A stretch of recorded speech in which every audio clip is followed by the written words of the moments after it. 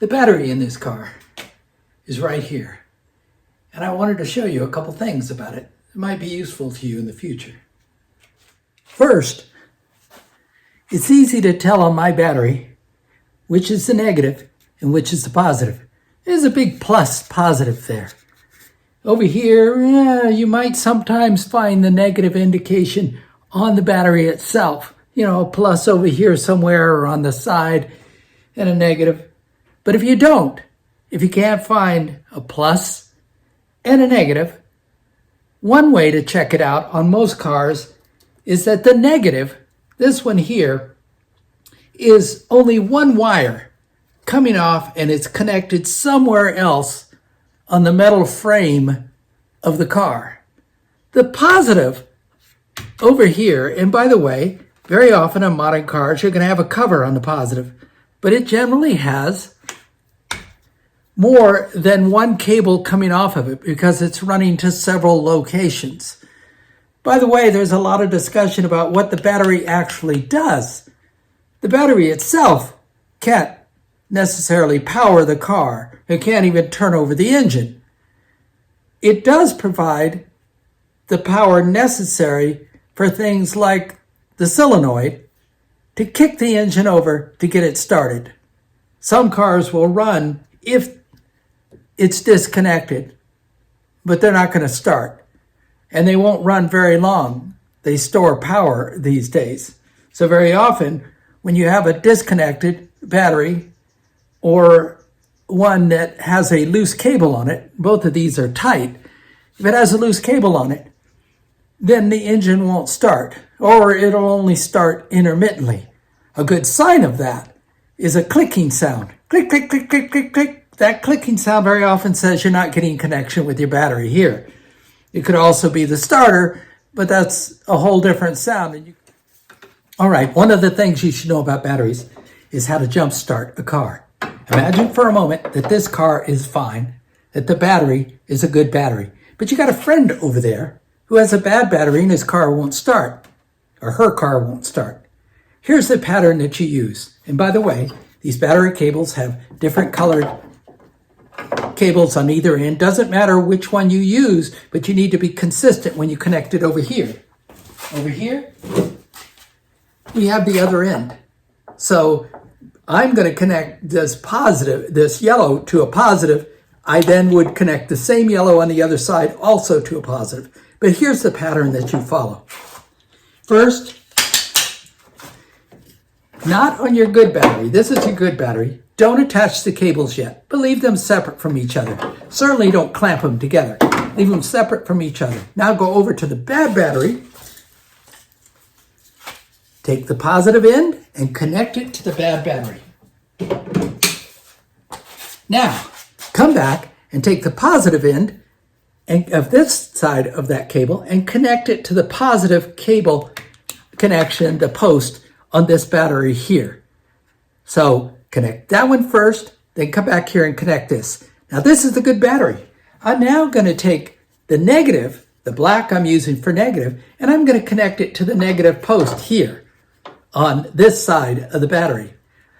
Then I'm going to go back over there, and here's the tricky part. Listen carefully. I'm going to take the negative post over there, and I'm going to clamp it to somewhere on the metal frame of that engine.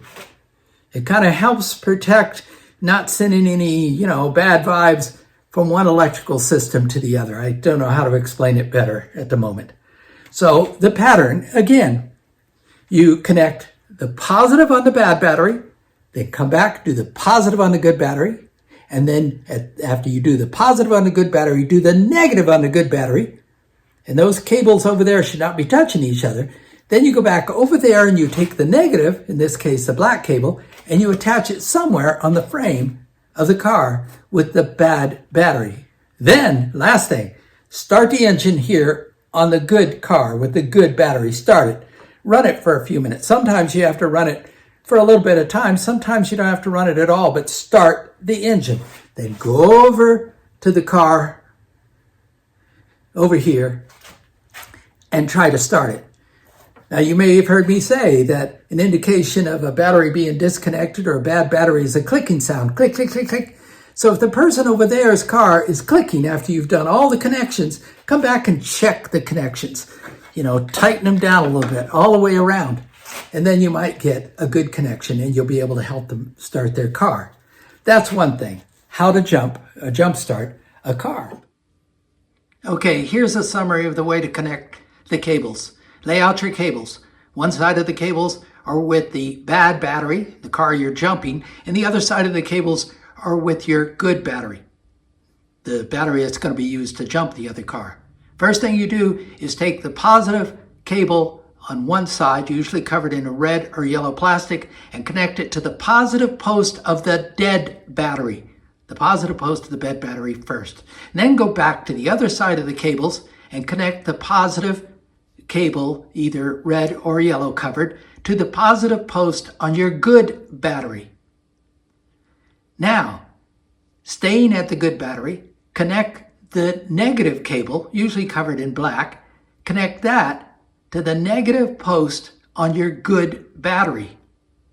Now, turn around and go back over to the bad battery and take the negative cable, usually covered in black, and connect it to the frame of the car with the bad battery.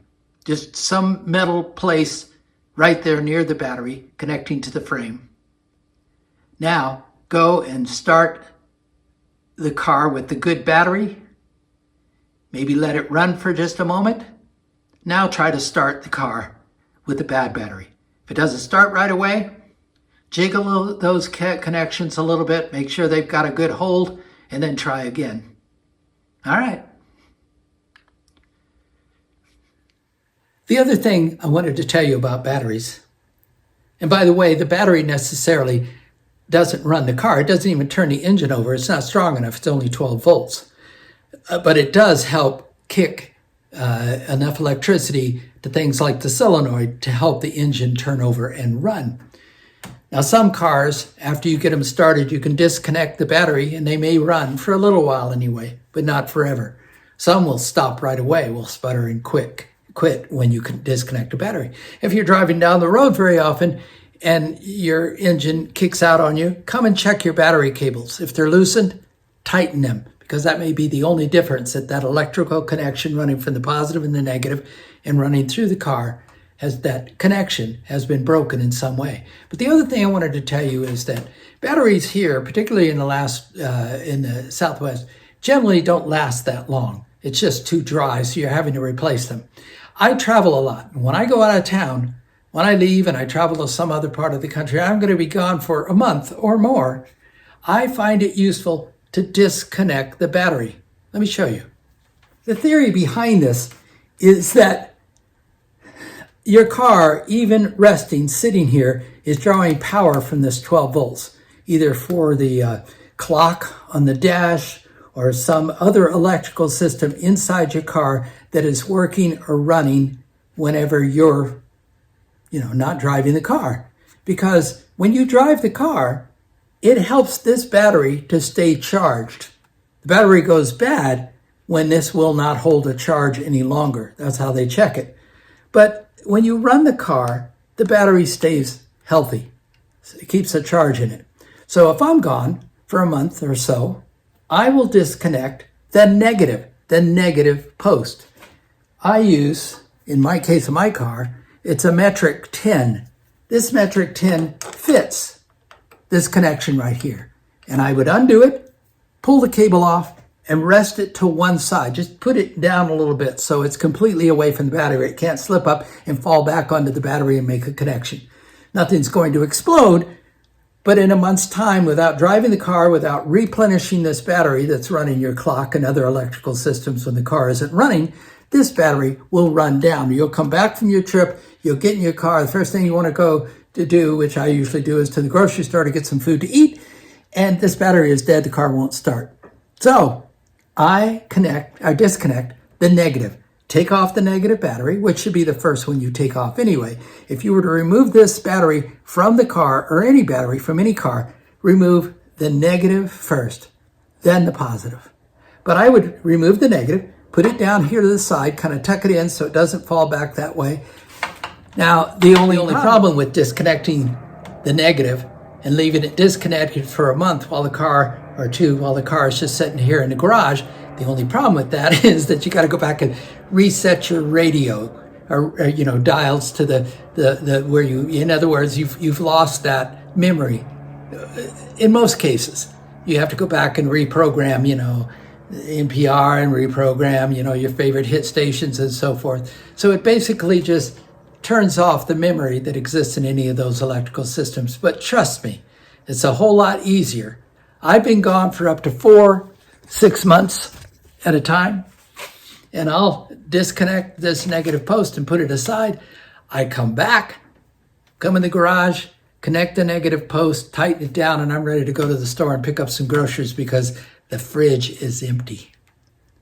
I hope some of this information helps, and that you have a good day. Bye. Oh, today is Thanksgiving. Happy Thanksgiving.